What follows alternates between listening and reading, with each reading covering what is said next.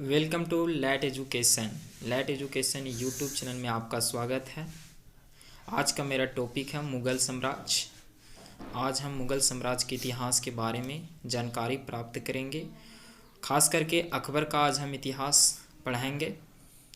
तो आप light education पर नए हैं तो आप चैनल को सब्सक्राइब कर दीजिए और बेल आइकन को दबा दीजिए। और आप इस वीडियो का पीडीएफ लेना चाहेंगे तो टेलीग्राम ग्रुप में आप जुड़ जाइए। तो अकबर का शासनकाल 1556 से 1605 ईस्वी तक रहा। इसमें नेक्स्ट हम नया पॉइंट देखते हैं। सम्राट अकबर का जन्म 15 अक्टूबर 1542 में हमीदा बानो बेगम के गर्भ से अमरकोट के राणा वीर साल के महल में हुआ। अकबर का बचपन का नाम जलालुद्दीन था, या यहाँ जलाल था लिखा हुआ है तो जलालुद्दीन था। अकबर का राज्याभिषेक 14 फरवरी 1556 ईस्वी को पंजाब के कलनौर नामक स्थान पर हुआ। तो यह अकबर से 14 वर्ष की आयु में शासक बन गया था। अगला पॉइंट है, अकबर का शिक्षक अब्दुल लतीफ़ ईरानी विद्वान था। तो अकबर का जो शिक्षक था अब्दुल लतीफ़ वह ईरानी विद्वान था। अगला पॉइंट है, वह जलालुद्दीन मोहम्मद अकबर बादशाही गाजी की उपाधि से राज सिंहासन पर बैठा। तो जलालुद्दीन मोहम्मद अकबर था वह बादशाह की गाजी की उपाधि से राज सिंहासन पर बैठा।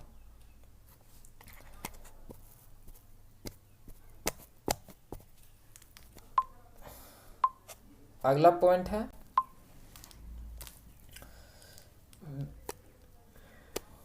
बैरम खान 1556 से 1560 ईस्वी तक अकबर का संरक्षक रहा।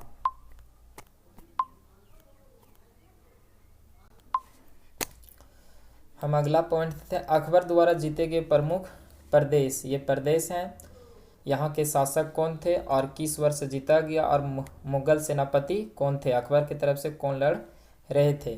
तो पहला क्षेत्र है मालवा, उन्होंने प्रथम बार जीता। दूसरा है चुनरा, तीसरा है गोंडवाना और चौथा है आमेर। इसी तरह अकबर के द्वारा बहुत सारे क्षेत्र जीते गए। अगला है मेड़ाता, मेवाड़, रणथंभौर, कालिंजर, मरवाड़, जैसलमेर।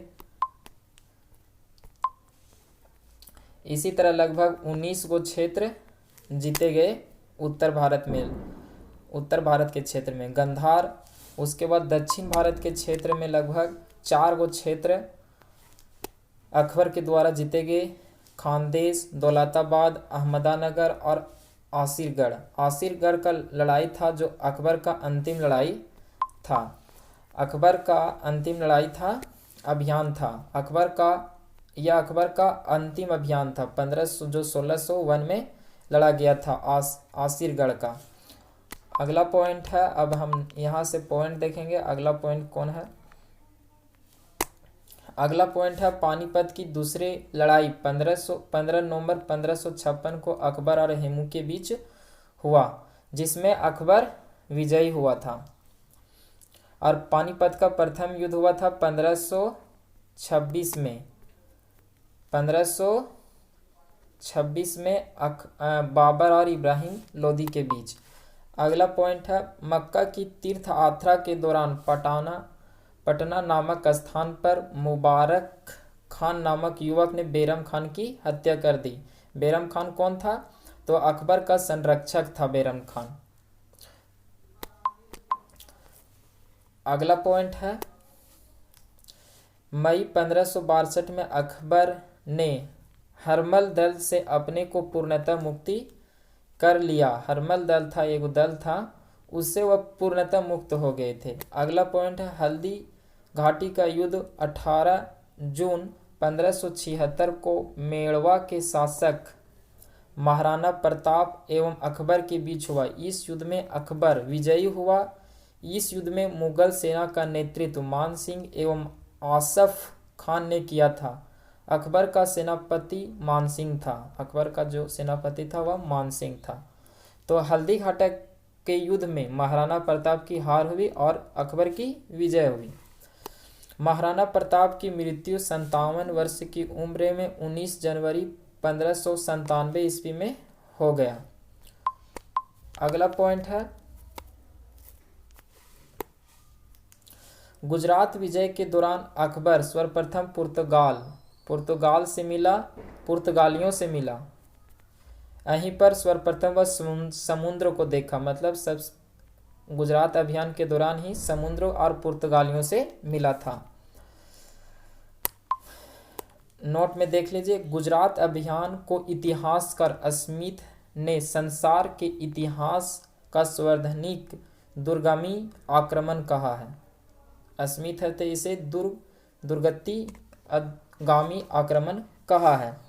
अकबर के द्वारा महत्वपूर्ण कार्य क्या क्या किए गए थे उसके बारे में है। तो अकबर ने दास प्रथा का अंत किया 1562 में। अकबर ने हरमल दल से मुक्ति, मतलब अकबर हरमल दल से 1562 में मुक्त हुआ। तीर्थ यात्रा कर समाप्त किया, जो हिंदुओं पर लगाया जाता तीर्थ यात्रा कर, उसे 1563 में समाप्त कर दिया।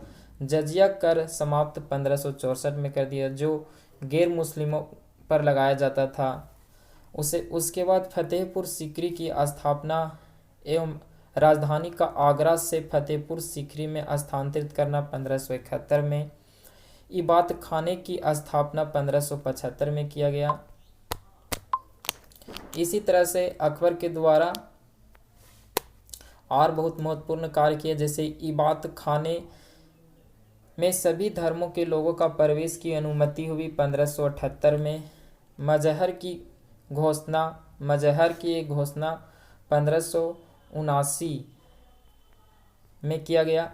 दीन-ए-इलाही की स्थापना, दीन-ए-इलाही एक नया धर्म था तो इसकी स्थापना 1582 में। इलाही सावंत की शुरुआत 1583 में। राजधानी लाहौर स्थानांतरित, तो अब फतेहपुर सीकरी से राजधानी कहाँ बनाया गया? 1585 में लाहौर स्थानांतरित कर दिया गया। दीन-ए-इलाही धर्म का प्रधान पुरोहित अकबर था, तो अकबर के ही द्वारा दीन-ए-इलाही धर्म की शुरुआत की गई। दीन-ए-इलाही धर्म को स्वीकार करने वाला प्रथम और अंतिम हिंदू शासक बीरबल था। तो इसे स्वीकार करने वाला कौन था? बीरबल, सबसे पहले दीन-ए-इलाही धर्म को स्वीकार करने वाला।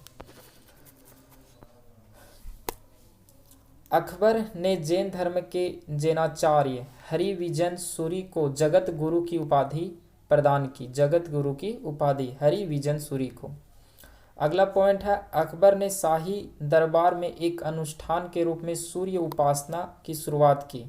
तो अकबर ने सूर्य उपासना की भी शुरुआत की थी। अगला पॉइंट है राजस्व प्राप्ति की जब्ती प्रणाली अकबर के शासनकाल में प्रचलित थी। अगला पॉइंट है अकबर के दीवान राजा टोडरमल खत्री जाति ने 1580 में 10 साल बंदोबस्त व्यवस्था लागू की। 10 साल बंदोबस्त व्यवस्था अकबर के दीवान राजा टोडरमल ने किया था। अगला पॉइंट है अकबर के दरबार का प्रसिद्ध संगीतकार तानसेन था। अगला पॉइंट अकबर के दरबार में प्रसिद्ध चित्रकार अब्दुल समद था। अब्दुल समद था। अगला पॉइंट है दशवंत एवं बासवन अकबर के दरबार के चित्रकार थे।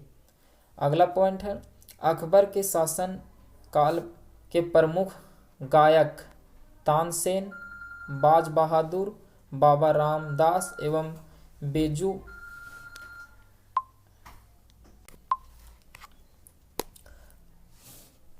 अगला पॉइंट है अकबर की शासन प्रणाली में प्रमुख विशेषता मनसबदारी प्रथा थी। अगला पॉइंट है अकबर के समकालीन प्रसिद्ध सूफी संत शेख सलीम चिश्ती थे। अगला पॉइंट है अकबर की मृत्यु 16 अक्टूबर 1605 ईस्वी में हुई। इससे आगरा के निकट सिकंदरा में दफनाया गया। सिकंदरा में दफनाया गया। अगला पॉइंट है स्थापत्य कला के क्षेत्र में अकबर की महत्वपूर्ण कृतियाँ।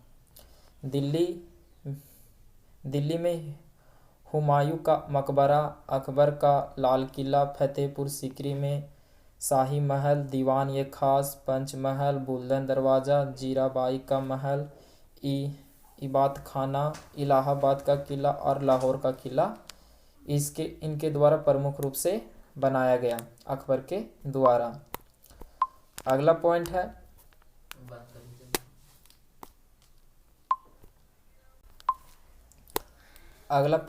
अकबर के दरबार में नौरत्न सुशोभित करने वाले नौरत्न रहते थे। मतलब नौरत्न अकबर के दरबार में रहा करते थे। पहला है अबुल फजल, दूसरा है फैजी, तीसरा है तानसेन, चौथा है बीरबल, पाँचवा है टोडरमल, छठा है राजा मान सिंह, सातवां है अब्दुल रहीम खान एक खाना, आठवां है फ़कीर आजीउद्दीन और नौवां है मुल्ला दो प्याजा। अगला पॉइंट है अबुल फजल का बड़ा भाई फैजी अकबर के दरबार में राजकवि के पद पर आसीन था। अगला पॉइंट है अबुल फजल ने अकबरनामा ग्रंथ की रचना की। वह दीन ये इलाही धर्म की मुख्य पुरोहित भी था। अकबरनामा अकबर के जीवन के बारे में लिखा गया अकबरनामा में, तो यह अबुल फजल के द्वारा लिखा गया था। अगला पॉइंट है बीरबल का बचपन का नाम महेश दास था। अगला पॉइंट संगीत सम्राट तानसेन का जन्म 1506 में ग्वालियर में एक ब्राह्मण परिवार में हुआ था। इसका असली नाम रामतनु पांडे था। इनकी प्रमुख कृतियाँ थी मियाँ की टोड़ी, मियाँ का मल्हार, मियाँ का सरगा, दरबारी कन्हारा आदि। अगला पॉइंट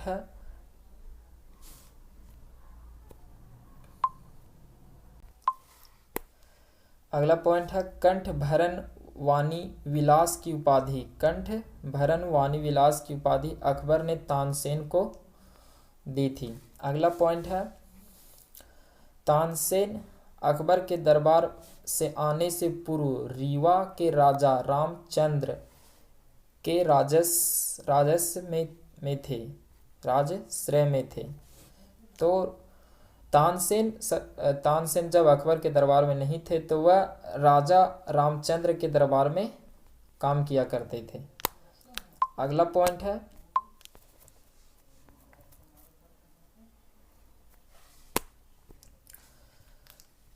अकबर के काल में स्वामी हरिदास भी एक महान संगीत यज्ञ थे। ये वृंदावन में रहकर भगवान की उपासना करते थे। एक मत के अनुसार हरिदास तानसेन के गुरु थे, जबकि कुछ विद्वानों ने हरिदास एवं तानसेन दोनों को मानसिंह तोमर का शिष्य बतलाया है। यह भी प्रचलित है कि हरिदास का गाना सुनने के लिए अकबर को इनकी कुटिया में जाना पड़ा था, क्योंकि इन्होंने अकबर के दरबार में जाने से मना कर दिया था। हरिदास ने इनका कहना था कि केवल अपने भगवान के लिए गाते हैं, दरबार में उनकी कोई सरोकार नहीं है। अगला पॉइंट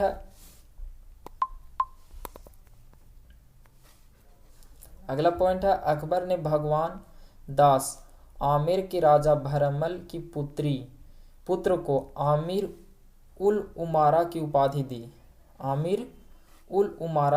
दी। अगला पॉइंट है यूसुफ जाइयों के विद्रोह को दबाने के दौरान बीरबल की हत्या हो गई।